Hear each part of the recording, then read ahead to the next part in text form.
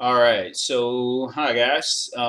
Today and for the next couple days, we're going to be talking about one of the coolest events I think in American history and most significant, and that is the Civil Rights Movement. So, as you may remember, we kind of introduced the Civil Rights Movement a while back when we talked about the formation of the NAACP, and really during Reconstruction of our country, but really civil rights in the mid 50s into the 60s really starts to take form. So before we talk about that, though, it's really important to understand the difference between civil liberties and civil rights. I'm going to go ahead and take a pause, and I'm going to ask you to guess kind of what those words mean and maybe give me an example. Okay, so hopefully you're back now and have done that. And so really, civil liberties and civil rights, the difference is this. So civil liberties are rights that we need protection from the government. So these are issues of privacy, ideas such as jury by peers, right to a speedy trial, those sorts of things. And civil rights are rights that we need protection by the government. So the government guarantees our freedom of speech or freedom of religion or the right to petition the government. So going back, hopefully now you can list a couple of these examples on both sides. But like I said, we're going to focus on civil rights and not civil liberties. So think maybe the start of the Constitution and that kind of era focused on civil liberties, and now our focus is going to be on civil rights. So really our big question are, what are the goals and the tactics that different civil rights leaders of the movement? And so we'll see different people have very different ideas about how to do this. So if you think right now, maybe who are some civil rights leaders you've thought or learned about or heard about, and what kind of ways were they successful or at least attempted to implement civil rights in our country? Okay, so hopefully you have a couple names in mind, and we're going to talk about some. They're pictured here over to our left. So we have some famous faces, and maybe some not so famous faces, but maybe a famous image or two. So first off, Jackie Robinson, born here in 1919, so right at the end of World War I, and Robinson's family moved to California after his father deserted his family, and California was largely a more accepting place than Georgia would have been in 1919. So Jackie is fortunate enough to attend the University of Los Angeles, and he actually lettered in four sports, four varsity sports. He's the first person to do that for UCLA, and he begins his career in baseball. He played in the Negro Leagues, is what they were called at the time, the Kansas City Monarchs. And so he begins to make a name for himself, his athletic accomplishments. So his story continues in the fact that a guy, Branch Rickey, was the president and general manager of the Brooklyn Dodgers.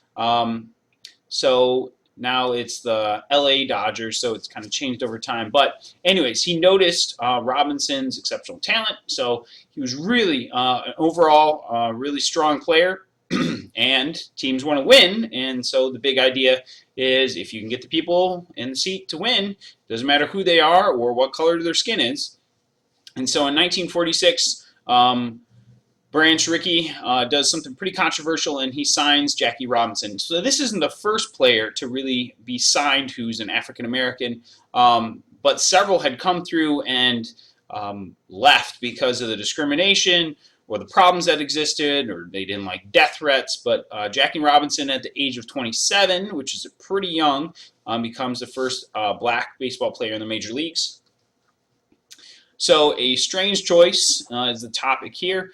So you probably would pick somebody you thought would be a good candidate to be the first black player in baseball, right? So this makes sense. You want somebody who probably has the skill as well as the personality to go along with this. But he was probably not it. He was probably not a logical choice, simply because he was already 27, which is pretty old then and now for professional sports. He had a temper. like a lot of athletes who are very competitive, he could get pretty upset pretty quick.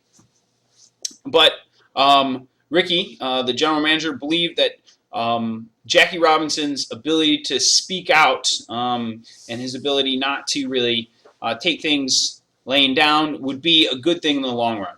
And Robinson, though, argues or urges him to kind of keep a cool head, right? You don't want to go out and be crazy right from the get-go. So moving on, he does face a lot of racism. This is 1946, and especially as the Dodgers travel to southern locations, but really all across the country, people are really upset with this idea of integration in baseball. So several things happened as a result of his being a part of the American game, right? And one, some members of his own team refused to play with him, and the general manager said, well, if you want a job, you have one, but if you're not willing to play, then you can't play on my team. Opposing pitchers, that says pitchers, it's supposed to be pitchers, tried to beam him in the head, meaning they tried to hit him with a baseball, which was cheating and really terrible. But also, he received a lot of hate mail and death threats pretty daily as he traveled. And being in a place that's not home, that he was constantly on the move, so this was a real threat to his life. And during the game, racists would shout out remarks in the ball games, and even as he traveled, hotels and restaurants refused to serve him, even with him being on and with the team. So there's a bright spot here. It's not an all-downer, and that is one particular moment that was important was in a Cincinnati game, and Cincinnati's kind of right on the border. Obviously, it's in Ohio, which is a northern state, but then nevertheless right near Kentucky, and so this was kind of a boiling point of racial tension, and still is today to some extent. And so the crowd was insulting Jackie Robinson, really a lot of terrible things. And a guy named Pee Wee Reese, which is a pretty cool name, I think, but decides he's going to go out to the crowd, try to get to the crowd by going out to Jackie Robinson and giving him a hug, or basically kind of like a guy hug, though, kind of like a side one, like you see pictured down here. Anyways, these guys embrace, and the crowd doesn't really know what to do, and they're kind of shocked that a white guy would embrace a black guy in a public baseball game with such notoriety. So here we see the guy smiling. So silence really becomes their response, and friendship is really the weapon here. And we're going to see all kinds of different weapons that the civil rights movement uses. So Jackie Robinson's actions affect obviously more than just baseball. Because baseball's prominence, though, in American society, this really represents a larger change. Not to mention his courage and discipline in standing up against racism were really kind of the previews of the civil rights, meaning he decided not to fight or to argue or yell.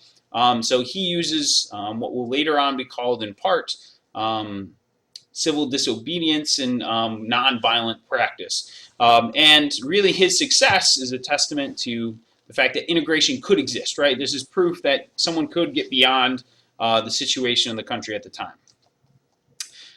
And so now another pretty famous person, Rosa Parks, you probably learned about her, right, in grade school. So Rosa Parks was born somewhere, around the time that Jackie Robinson was, 1913, and she lived in Pine Level, Alabama, right outside Montgomery. And so interesting thing about her is that she grows up, she's really kind of a small person as far as stature and was often sick. So she really wasn't a strong candidate to represent kind of a big movement like the civil rights. So because of this and Jim Crow laws that existed at the time, which is a term you should be familiar with, segregated African American students and white students in a lot of different ways, including seating on buses. You're probably familiar, but the policy was that whites would sit up front and blacks would sit in the back. And there was kind of sections, and as more white customers might enter, black customers would have to give up their seats, or if the bus got filled up, they were assumed to leave. They were supposed to get off. This even exists in school, that white kids got to ride on the bus while black students were forced to walk. And so, the story goes that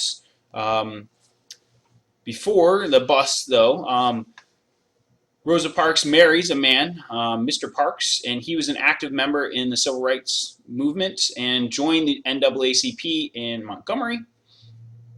And because of Jackie Robinson's refusal to give up his bus seat in Texas, in part, kind of spurred this on, as well as she had worked on an Army base in Alabama, and that was desegregated because the federal government, after World War II, Truman says we're going to desegregate the military, which was a pretty progressive move by his part. And so she lived in kind of two different worlds, one in which race really mattered in day-to-day life, and one in which it really didn't as much, where she began to see signs of progress. Anyways, back in 1955, the black activists in Montgomery were building a case around this lady, Claudette Colvin, a 15-year-old girl who refused to give up her seat on the bus. She was arrested, which seems like a pretty crazy thing to do, and forcibly removed from the bus. However, African Americans made up the majority of the passengers in the bus system because, as we learned in the 50s, a lot of prosperity and purchasing of automobiles kind of impacted this public transportation system, especially in the South. And Rosa Parks, somewhat knowingly, but also, because she was tired after a long day, refuses to give up her seat to a white man in December 1st, 1955. And really, this was to test the law.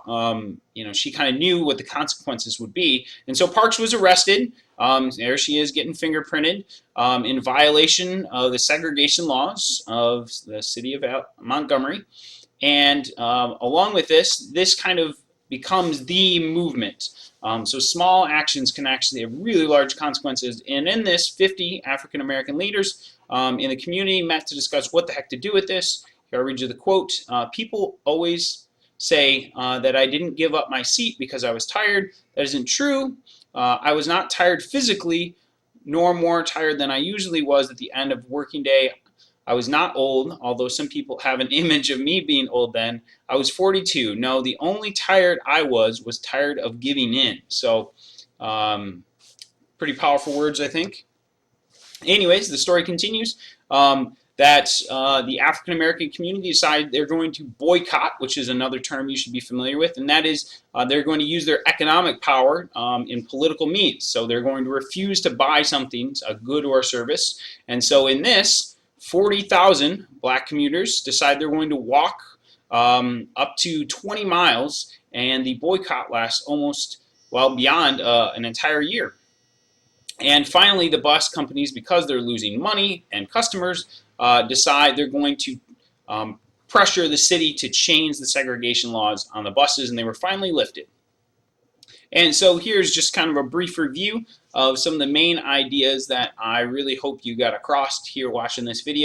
So first, the idea of civil liberties. So these are protections from the government so they don't take away our rights or infringe on our rights. Civil rights is protection by the government from individuals or society so that we can be protected from injustices that exist.